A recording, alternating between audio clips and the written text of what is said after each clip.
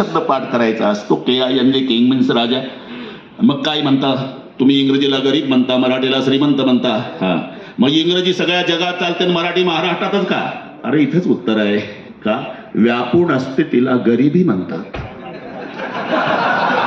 मोजकी असते तिचं नाव श्रीमंती आहे. एखाद्या गावात साहेब 90 घरं गरीब असतात, 10 घरं श्रीमंत.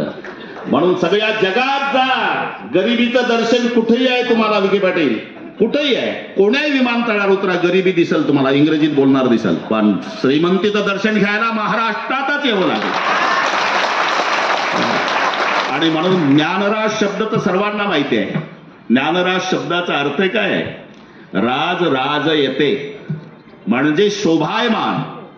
अरे ज्ञानालाही ज्याच्यामुळे शोभा आली ते माऊली ज्ञानराज, ज्यांच्यामुळे ज्ञानालाही शोभा आली.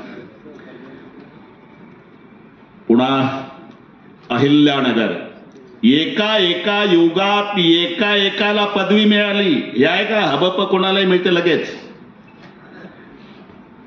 एका युगात एक पदवी. सत्ययुगात नळराजाला पदवी होती साहेब, पुण्यश्लोक.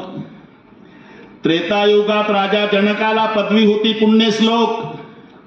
द्वापार युगात धर्मराजाला पदवी होती, पुण्यश्लोक. आणि कलियुगात एकच पुण्यश्लोक, ती अहिल्या देवी. त्या मातेला आता न्याय मिळाला.